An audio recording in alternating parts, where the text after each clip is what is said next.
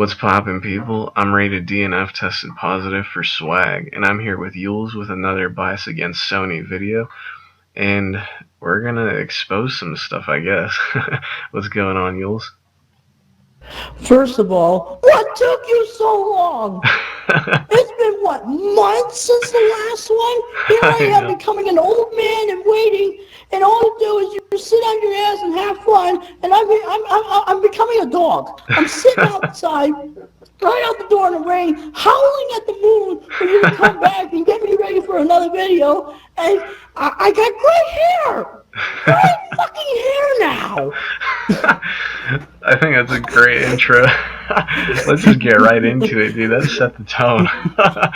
So, Yules, you had an issue with a certain Konami employee a couple months ago, and you have the proof. I'll put up the screenshot right here, you guys. Yules, give us the story about what exactly happened here. His name is Adam Botti. He's a manager in charge of the Pro Evolution Soccer Series, mainly in Europe. And I think it was a few months ago that, I think it was like, what, in April or something? April, May? Where he went on a video podcast and admitted that the game had a jump from 720p to 1360 by 1080, right? So clearly it wasn't exactly 1080p full. It was 1920 by 1080. It was just like 10% more pixels than, like, what, 900p? No, 2% more pixels than 900p. So, in August, though, he did something very suspicious. He made a random tweet saying, "Success! Pro Evolution Soccer on the Xbox One is now 1080p." And we know these developers' history with a popular phrase that was originally coined in NeoGAF. It's called 1080pr. Basically, only the vertical portion is 1080p, but the rest is not 1920. So I actually confronted him about this because I was suspicious. So this wasn't back in August. This was way before that. This was some time ago. This was like a couple of weeks after he made the 1320 by 1080 statement. So I asked him, "Are you sure you mean full 1080p or just 1360 by 1080? Right?" And he responds to me, "1360 by 1080p is not full 1080p. And then he sicked a bunch of guys to attack me, saying, "Get off your high horse, he means full 1080p, Xbox wins." So there you have it. Konami losing their minds yet again, and it was proven after that it wasn't 1080p. Oh yeah, it was in August, right? But here's the hilarious thing. The post where he said it was full 1080p, he deleted it. Because in August, he later admitted that it was 1360 by 1080 on the Xbox One after all. But I managed to save the pics and the Google Web Cache link. Because Internet Graveyard. Exposed. So right there, we have another example of Konami just screwing up big time. Okay, they've had a horrible year so far, and that's another example of the stupidity going on at Konami. I mean, outright lying to their fans, basically. So that's it for the first thing. Let's move on to the second topic. You may have seen recently that the PlayStation 4 has dropped its price to $350 US. Now, you have some Xbox fanboys saying that, this is a sign of Sony being desperate. Meanwhile, Yules, what happened the first year that the Xbox One was out?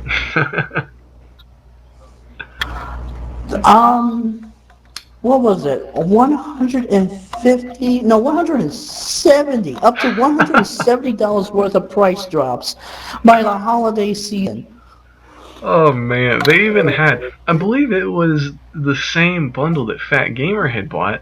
I think it was the Assassin's Creed bundle where they had an Xbox One with multiple games for $330 in the holidays last year. But Sony dropping the price $50 is desperate, right? Absolutely laughable. Anyway, do you have any thoughts on that whole situation, Yewles, and the bias of these Xbox fans? I've been going through this for, oh my god, yeah, 5 years now, so it's not new to me. It's okay when they do it, but it's not okay when the other guys do it. Exactly. That's always been that way, and that's always how it's going to be. Now, another thing that the Xbox community was really excited about over the past few weeks was the acquisition of Havok. Now, that is something nice for them, I'll give them that. But Sony has also had a recent acquisition that not a lot of people wanted to talk about. Yewles, why don't you tell us about this?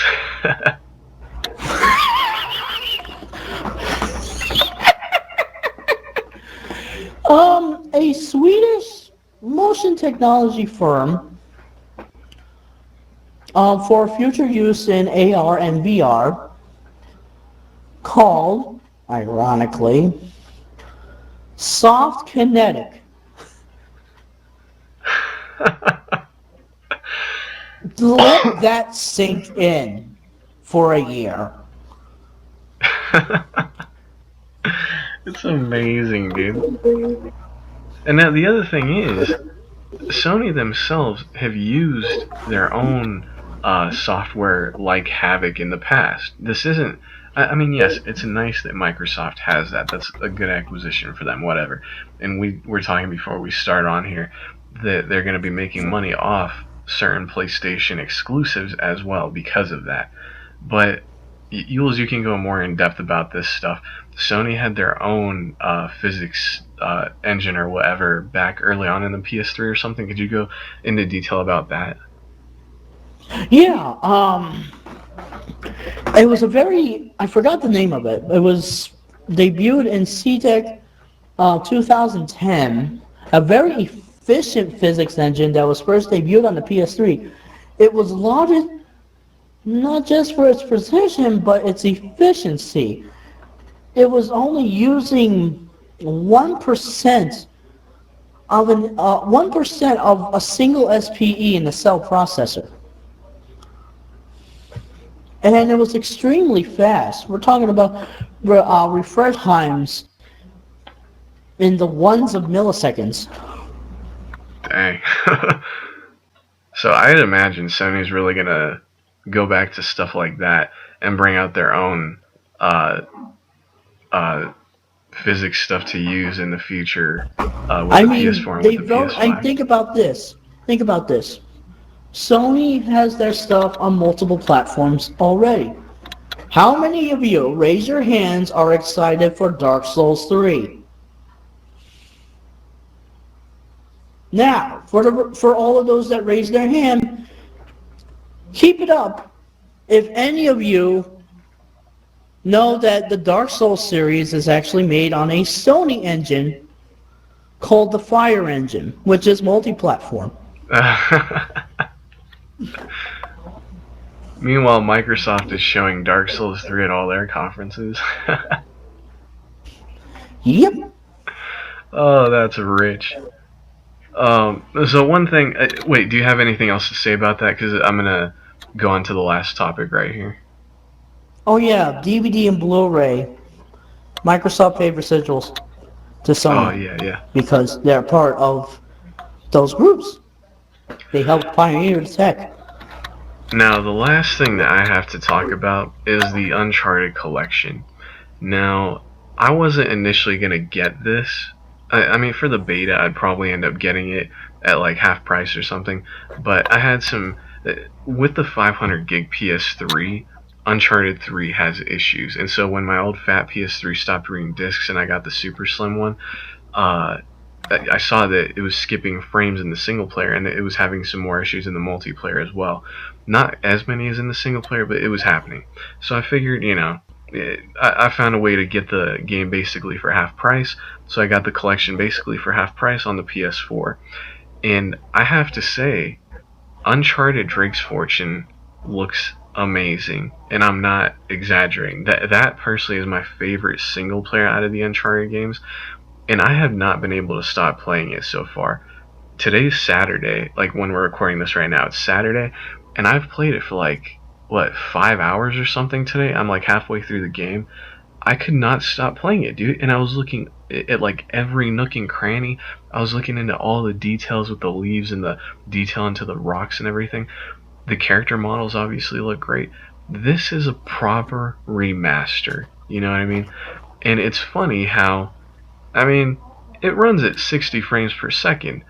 Yewles, can you tell us of a certain Xbox game that was remastered that, people were hyping it up as being a full, proper remaster for the Xbox One, and the single player can't run at 60 frames per second? Are you talking that specific cover shooter where all the character models look like gorillas? You're quite right. Are you talking about that game that has inspired college dorm dude bros everywhere? Yes, I am. Are you talking about a game whose title ripped off two other games such as Metal Gear and God of War?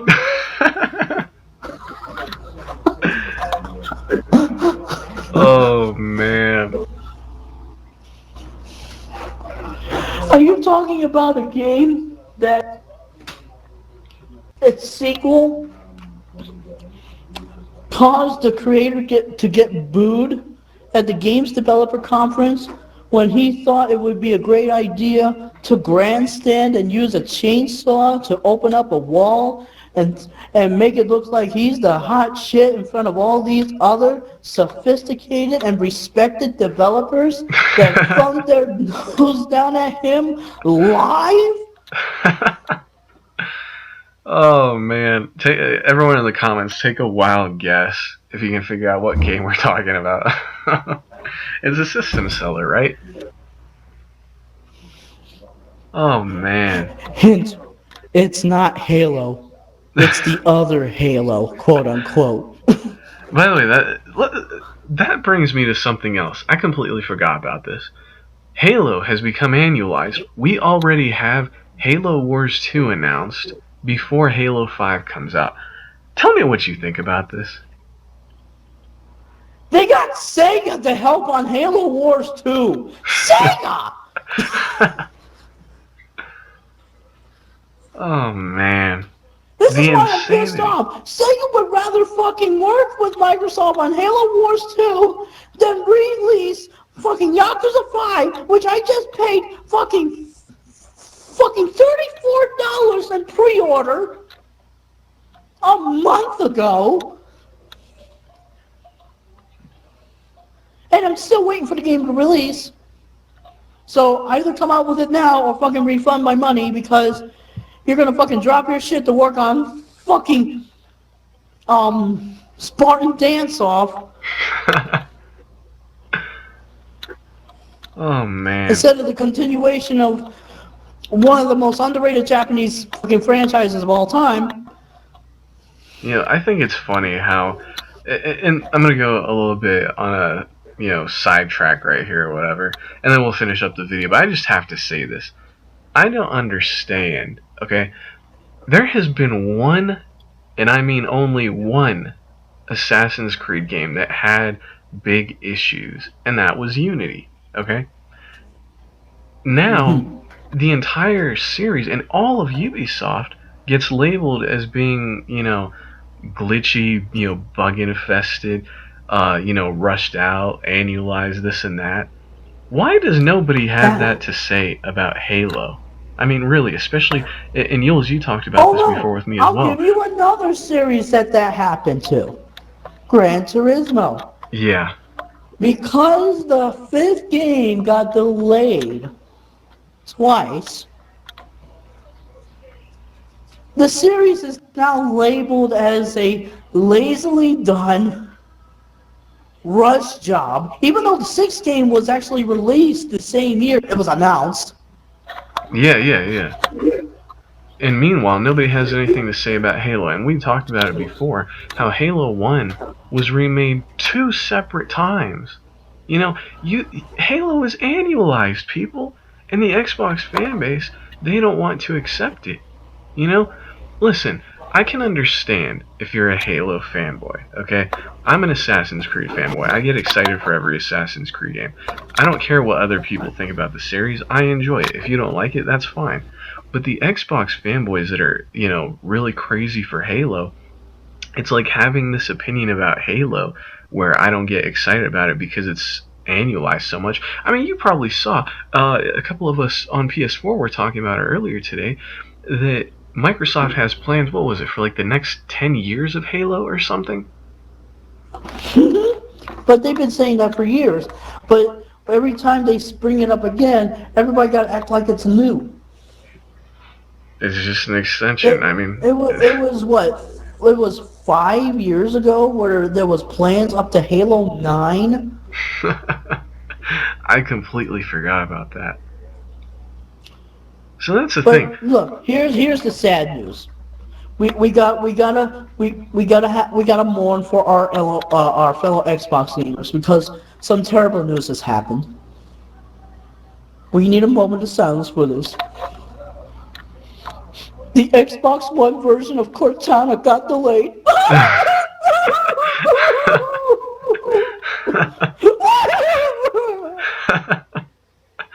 Oh man. I mean, at the end of the day, Xbox is just. It's funny how people don't want to talk about this stuff when it comes to Xbox, right? When their biggest franchise becomes annualized, it's no big deal. Nothing to worry about. But as soon as you that's not the only thing that's not a big deal. Star Wars Battlefront being 720p on Xbox One. Yeah. That's not a big deal either. Now, you actually have Xbox fanboys saying that Star Wars runs better on the Xbox One. I could have sworn the It was PS4 just version. to have worse frame rate and on top of the lower resolution. Exactly. I mean, I don't know what Xbox fanboys are smoking, to be honest with you. But You see, anyway, this is why I quit YouTube. I don't want to argue with these people. I don't want to argue with stupid anymore. I don't blame I you. need to keep my brain cells. If I talk to these people any longer, there's an opening in my ear that just cells are just going to keep leaking out. And I'm going to keep getting dumber. And I'm going to start drooling. I think that's a perfect note to end it on. These Xbox fanboys are just insane. I mean, I was telling Yewles before we started recording this video, there's this dude that's been posting comments on my videos for like the past few months, trying to get under my skin, and he doesn't realize that when I don't respond to him, it's because I don't care, because I see what he's doing. The Xbox fanboys, they're all after attention. They're psychopaths, a lot of them are just plain stupid. But that's the amazing thing. They want attention more than they want games.